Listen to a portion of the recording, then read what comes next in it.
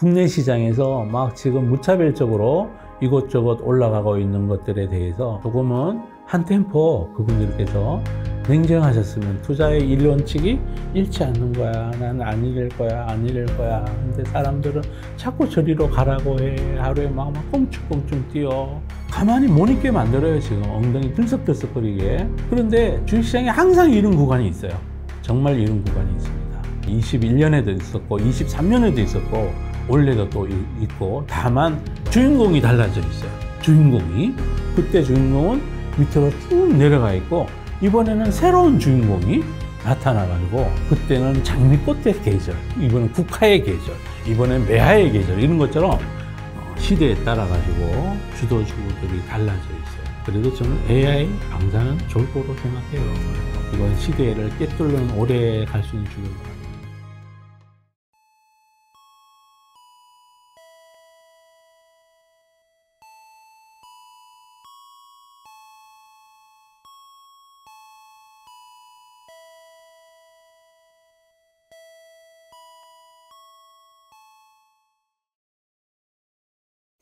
네, 그분들 안녕하십니까. 요즘 국내 증시가 핫합니다. 핫한 배경 이런 거 설명 한번 또 드리고, 그리고 간단히 시향 한번 둘러보고 오겠습니다. 이거는 그냥 시향에 대한 얘기이고요. 그 사이사이에 제가 생각하는 것들 말씀드리고자 합니다. 최근 그 시장에 우리 그분들 생각하시기에 영향을 미치는 게 이란, 이스라엘 전쟁이라고 보고 계시잖아요. 근데 저는 그렇게 생각 안 합니다. 그 뭐 전쟁 뉴스 나온다고 주식 판 사람들만 손해 많이 봤죠. 우리 시장에서도. 오늘 지금 오늘 수요일인데요. 오늘 종가가 나왔는데, 지금 사상 최고가예요. 2971, 오늘도 또 올랐습니다. 그래서 그동안 왜 올랐느냐? 우리 이제 새 정부 출범에 따른 지배구조 개편, 이런 이슈 반영되면서 올랐고요. 그 다음 또 하나는 새 정부가 출범 안 했더라도 섹터 전반에 AI 관련된 기업들의 선전이 눈부시게 있었어요. 그리고 또 하나는 트럼프 행정부가 이제 미국에서 집권을 하면서부터 생겨난 현상 몇 가지, 조선 산업에 대한, 이제 우리 미국에서 군함을 못 만들어요. 한국 보고 우리도 같이 좀 만들 수 있었으면 좋겠어요. 라는 조선 산업에 대한 어떤 성장의 기대감들이 한번 시장에 지금 반영이 돼서 조선 기업들이 많이 올랐고, 그 다음에 또 하나가 AI 때문에 생겨난 뭐 이렇게 그 원자력 섹터들, 이 섹터들이 또 다시 한번 주가 랠리를 지금 심하게 경험하고 있는 중이고, 또 하나가 이제 트럼프 이전부터 바이든이 아프가니스탄에서 철군을 하면서부터 글로벌에 이제 골목대장이 한둘 늘어나면서 이제 야인 시대에 뭐 이렇게 종로파, 동대문파 이렇게 자꾸 파벌이 늘어나면서 이제 방산기업들 주가가 좋았고, 이거는 새 정부가 출범하지 않았더라도 충분히 오를 만한 동인이 된 거였고, 또 하나가 작년 지난 정부에서부터 추진해 왔던 밸류업 관련된 기업들, 고간에 쌓아놓은 돈 많아요. 그런데 이거 이제 주주들한테 나눠주세요. 라고 한 이 밸류업 기대감들이 작년 연초에 KB국민은행이 거의 한 5만원, 6만원 했었어요. 근데 연말에 10만원 갔으니까 그것도 결코 무시할 수 없는 거였는데, 이번 새 정부 들어서 거기에 더해서 또 지배구조 개편 움직임, 그걸 더 강화하고 증시 투명성을 유도하고 이런 정책들에 대한 기대감들이 이번 장에서 또 한 번 이제 주가의 랠리를 만들어 왔어요. 그 전까지 시장을 지배하고 있던 미중 관세 협상, 미국에서 관세 많이 올려요. 어떻게 해요? 그거 전체 시장에는 영향을 안 미친 거예요. 다만 특정 기업들에게는 여전히 영향을 미치고 있는 거예요. 이렇게 올라오고 있는데도 시장이 오늘 올랐음에도 불구하고 거기에 관세 피해를 보는 섹터들, 거기는 주가가 안 올라요. 주가가 안 오르고 있고, 그러는 중에 올라도 뭐 찔끔 올랐다가 다시 내려가거나 제자리 뛰기를 반복하고 있는 그런 시향입니다. 그리고 이란하고 이스라엘 전쟁 관련된 이슈는 시장에서 별로 생각 안 하고 있는 것 같아요. 왜냐하면 사람들이 다 똑똑하죠. 이거는 크게 문제될 전쟁이 아니다. 호르무즈 해협이 봉쇄되지 않는다. 그리고 그렇다면 전 세계적으로 공급망에 영향을 미칠 수 있는 그런 큰 이벤트는 아니다.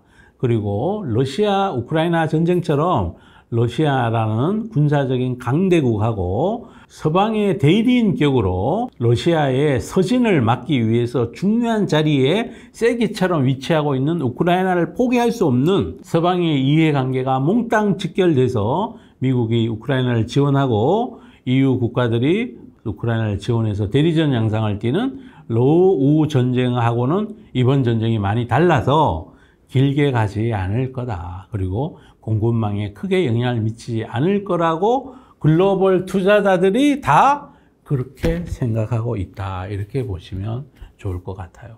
물론 이제 지금 영국으로 치면 이제 피크를 지금 향해서 달려가고 있어요. 이스라엘하고 이란의 전쟁은. 그래서 뭐 어떻게 되든 간에 우리 증시 시장에 크게 영향을 미치지 않을 거다. 이렇게 보고 있고요. 그것 때문에 일시적으로 방산 주식이 오른 부분들은 조정받을 수도 있어요. 그런데 방산 주식이 뭐 그 러우 전쟁 그 많은 기간 동안 그 다음에 또 시아파 그 이슬람 세력이 이스라엘을 공격한 가자 지구 전쟁 그거부터 뭐 계속 휴전이 된다, 뭐 휴전 안 된다, 뭐 트럼프가 러우 전쟁 휴전시키겠다 그런 사이에도 방산 주가가 많이 흔들렸나요? 안 흔들렸죠, 그죠? 앞으로도 온 세상은 시끄러워질 거라는 것을 고스란히 반영하고 있고 이익을 기반으로 해서 성장해 가고 있다. 이렇게 보시면 돼요. 그래서 급기야 오늘은 이제 그동안 많이 올랐던 뭐 그것들도 오르는 건 계속 올라요. 뭐 원전 이제 글로벌로 원자력 발전이 뭐 43%나 늘어난다 그래요. 언제까지? 2035년, 40년까지 뭐 그래서 글로벌로 원전이 르네상스가 된다. 이제 말은 맞아요. 그런데 주가 많이 지금 땡겨가고 있는 중이고, 그 다음에 또 그 관련된 기업들 드디어 이제 두산 에너빌리티가 기아차의 시총을 넘어갔다고 그럽니다. 그리고 현대건설도 따라서 막 올라가고 있어요. 원전 EPC 잘하는 회사는 글로벌에 많이 있어요. 러시아에도 아주 잘하는 회사가 있고 중국에도 아주 잘하는 회사가 있고 프랑스에도 잘하는 회사가 있고 미국에도 잘하는 회사가 있고 그래요. 시장 점유율을 보면 거기가 훨씬 높아요. 우리나라에 투자하다 보니까 그쪽 동네가 우리가 정말 한국이 제일 잘하는 줄 알지만 글로벌 시각에서 보면 그냥 경쟁하고 있다. 그 대신에 이게 원전 건설에 있어서는 어떤 그 국가적인 지원 그리고 안보상의 고려 이런 것도 함께 고려된다는 측면에서 여기서 주가는 미래의 성장을 반영해서 많이 리레이팅 됐는데 방산주처럼 매해마다 또박또박 이익이 늘어나는 게 아니고 지금부터 몇 년을 기다리셔야 돼요. 이익이 들어오면 2030년은 돼야 그때부터 뭐 지금 체코 원전 수주한 것도 본격적으로 이익에 기여하려면 지금부터 한 5년 기다려야 될지 몰라요. 그렇습니다. 그래서 그건 저는 이제 좀 동의하기가 어려운 그냥 컨셉으로 열심히 달리고 있다. 이렇게. 하여튼 그런 것 때문에 주가가 많이 오르고 있어요. 지금 많이 오르고 있고. 그리고 오늘은 드디어 이제, 네이버까지 오르기 시작했어요. 그래서 오늘 종가 기준으로 네이버 PER이 이제 20배, 구글하고 같아지는 수준까지 드디어 올라오게 됐어요. 오늘 그 네이버가 상승한 거는 뭐 외국계 증권사에서 네이버 출신 청와대 AI 정무수석인가요? 그분이 되시면서 그러지 않아도 원래 EPS 성장이 한 14% 정도 될 거라는 그런 전망. EPS 14% 성장한다는데 주가는 오늘 하루에만 다 올랐어요. 그래서 이제 좀 이제 확산되는 기미가 보이죠? 주가지수 3000이 코앞에 있는데 다소 확산되고 있는 거여서 매기가 분산되면 시장이 이제 조정받을 가능성도 염두에 두셔야 돼요. 그래서 뭐 그냥 뚫고 막 그냥 계속 가면 너무 좋겠지만 사실은 또 조금은 다른 모습들도 시장 내에 관찰되는 터라 그렇습니다. 또 국내 시장 관련해서 제가 꼭 말씀드리고 싶을 거 하나는 이제 8월 달에 MSCI 리밸런싱을 하는데 편출 후보, 편입 후보군들이 있는데 참 재밌어요. 이게 우리 산업이 어떻게 달라진가를 보여주는 거죠. LG이노텍, LG디스플레이가 편출 후보예요. SKC가 편출 후보고 요거는 그 증권사 전망마다 이제 조금 다른데 하여튼 뭐 S증권 기준으로 보면 그렇습니다. 그리고 편입 후보가 산업재 회사들이 우르르 있어요. LIG, 넥선 이것도 이제 방산 주식인데 산업재죠. 그 다음에 지주회사 중에 두산도 회사 전체가 산업재 포트폴리오 돼 있어요. 두산 로보틱스, 두산 에너빌리티 이게 다 산업재잖아요, 그죠? 그 다음에 이제 조선주, HD 현대조선 뭐 이런 것들이 거기 편입 후보의 물망에 올라가 있어요. 이건 많이 시사점이 있는 거죠, 그죠? 최근에 우리 시장을 주도했던 게 대부분 수주산업들을 산업재 기업들이 주도를 했고, 이건 트럼프 행정부랑도 관련이 있고, 글로벌 이제 방사는 뭐 제가 원해볼 말씀드렸으니까 그렇습니다. 그래서 글로벌에서 전자제품을 하청해서 생산하는 부품 만드는 회사들이 시총이 줄어들고 있고, 코스피 내 구성비가 줄어들고 있고, 삼성전자도 한때 시총 비중이 24% 갔다가 지금 14, 15대로 떨어져 있어요.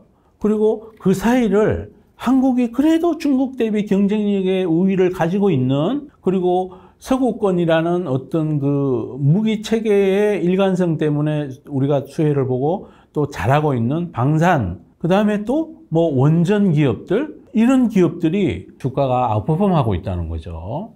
이거는 시사점이 정말 많은 거죠. 그래서 주식 투자를 하실 때 장기적인 눈으로 보는 게 정말로 중요한 거예요, 그죠?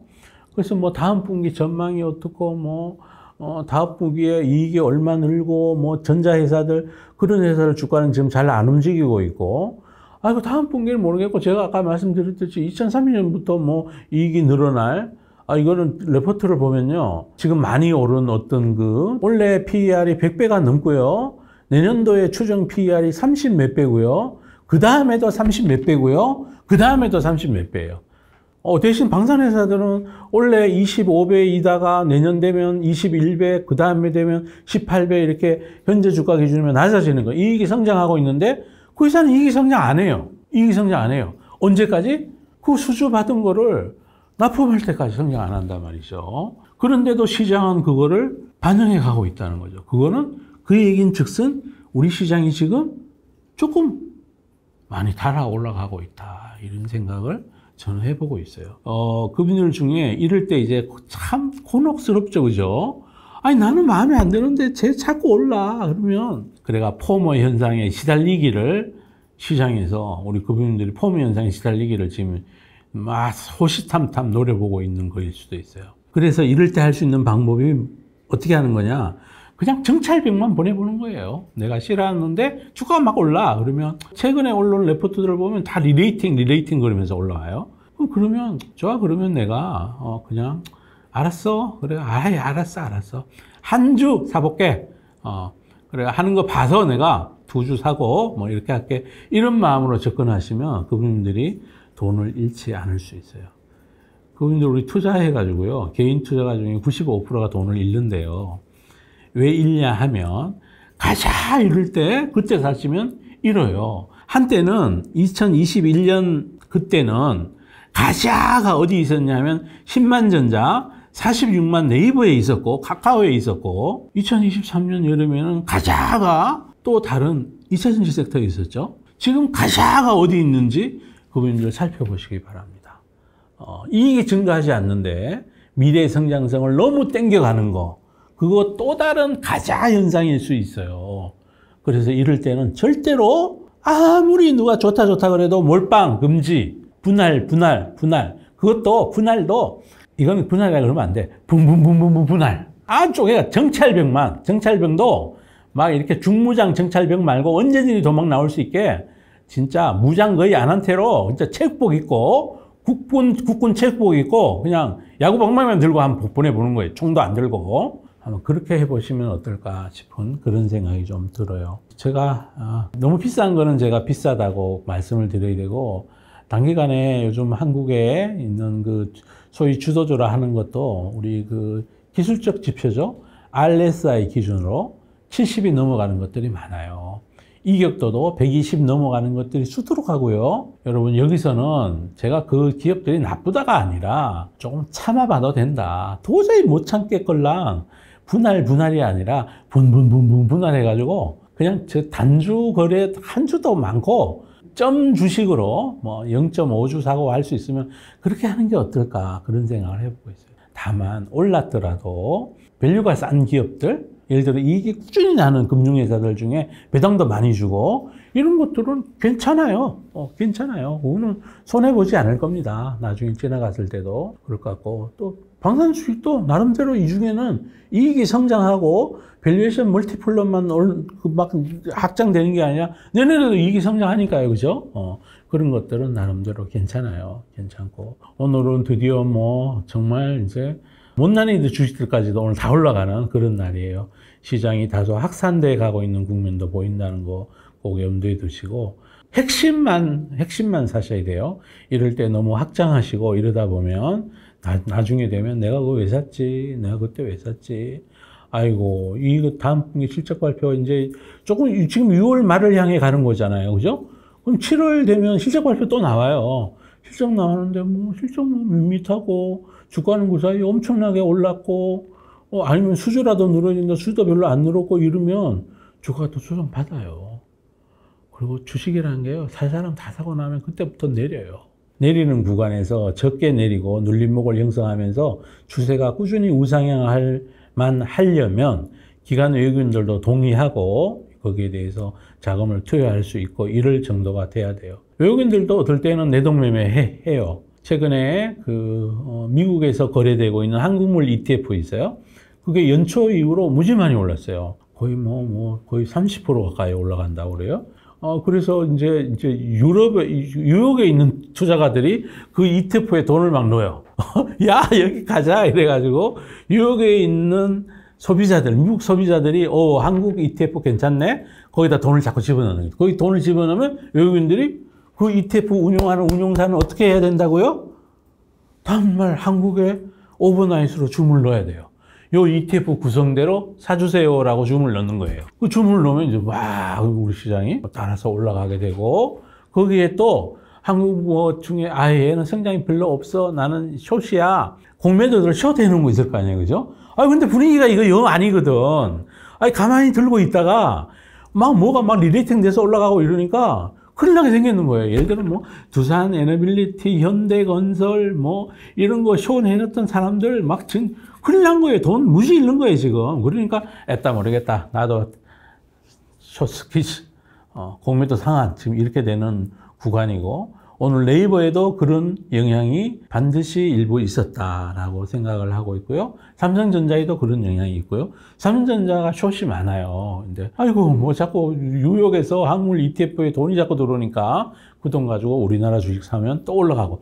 지금 제가 무슨 말씀을 드리고 있느냐 하면, 수급으로 올라가고 있는 중이다. 펀더멘탈하고는 관련이 없는 것도 많고 관련이 있더라도 일부 말되는 것들을 제외하고는 조금 강한 것 같다. 이런 생각도 해보고 있는 중이에요. 제가 이렇게 얘기한다고 주가 내리지 않습니다. 그분들 제가 얘기해서 주가가 내리는 게 아니라 정말 이제 집단 지성이 그렇게 느끼면 그때부터 주가가 덜 오르거나 덜 내리거나 그러는 거죠. 그죠? 저는 단기 주가 잘 몰라요. 그분들께서는 뭘 조언 드리는 사람이냐면 잃지 않기 위한 거를 먼저 말씀드리는 게 가장 좋다고 저는 생각을 하고 있어요. 그래서 오늘은 좀 국내 시장에서 지금 무차별적으로 이곳저곳 올라가고 있는 것들에 대해서 조금은 한 템포 그분들께서 냉정하셨으면 투자의 일원칙이 잃지 않는 거야. 난 안 잃을 거야. 안 잃을 거야. 근데 사람들은 자꾸 저리로 가라고 해. 하루에 막 꽁충꽁충 뛰어. 예탁금은 막 늘어난대. 신용잔고 늘어난대. 가만히 못 있게 만들어요. 지금 엉덩이 들썩들썩거리게. 그런데 주식시장에 항상 이런 구간이 있어요.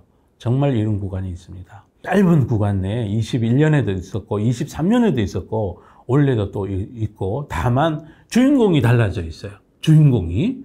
옛날에 그랬던 애는 주인공이 아니야. 신기하죠, 그죠? 신기해요. 그때 주인공은 밑으로 쭉 내려가 있고, 이번에는 새로운 주인공이 나타나가지고, 그때는 장미꽃의 계절, 이번엔 국화의 계절, 이번엔 매화의 계절, 이런 것처럼 시대에 따라가지고 주도주구들이 달라져 있어요. 그래도 저는 AI 방사는 좋을 거로 생각해요. 그래서 이건 시대를 꿰뚫는 오래 갈 수 있는 주도주다. 자, 꾸준히 우상향하는 기업에 대해서 투자하시는 노력은 이제 항상 가지셔야 되고, 다만 이제 이왕이면 눌림목을 좀 기다려 봐도 된다. 이거 매매 테크닉이죠, 그죠? 그랬으면 좋겠어요, 우리 구부님들. 저는 이런 시장이 더 어려워요. 왜? 이런 시장에 잘못하면 장기적으로 돈을 잃게 되는 아주 위험한 시장인 거죠. 시장이 좋다 이렇게 마냥 좋아할 때가 아니에요. 제가 유튜브 하면서. 그래서 저는 이럴 때가 사실은 좀 힘들어요. 왜냐하면 막 조금 말려드려야 된다는 생각도 지금 해야 되니까. 그리고 우리 뭐 한국 시장 저평가 그러지만 정작 저평가된 섹터는 안 올라요, 지금. 저평가 한국 시장 PER이 뭐 12배니 11배니 이러잖아요. 그런데 그 12배, 11배보다 훨씬 낮은 PER을 가진 우량한 회사들은 오히려 안 올라. 적게 오르고. 그분들 이럴 때 조심하셔야 됩니다. 그렇게 하시길 바래요. 그러니까 또 너무 많이 호랑이를 잡으려면 호랑이 굴에 들어가야 되는데, 그러니까 굴에는 들어가는데 굴 입구까지만 살짝만 이제 그렇게 해보시길 바래요. 그래서 잘 되면 하나도 없는 것보다 낫잖아요, 그죠? 그렇게 하시길 바랍니다. 여기까지 국내 시장에 대해서 짧게 서머리 드렸습니다. 이제는 웬만하면 다 올라가는 시장으로 바뀌어버렸고, 그 원천이 뒷 배경에 뭐가 있느냐 하면 이제 글로벌 ETF들의 선전, 유입되는 외국인의 인덱스 자금들, 그걸 보고 쫄은 숏 세력들의 항복, 이런 것도 일부 섹터에 관측되고 있는 중이고, 장기적인 성장의 전망이 있는 어떤 아웃룩이 좋은 어떤 섹터에 대해서도 단기간에 많이 올랐다. 그리고 또 밸류에이션이 엄청 비싸졌다. 그리고 또 그 중에서 안 비싼 것들은 안 비싼 채로 있다. 아직도 싼 거는 싸다. 이런 말씀을 드리면서 요즘 핫한 국내 시장에 대한 제 생각을 말씀드렸습니다. 이상으로 마치도록 하겠습니다. 감사합니다.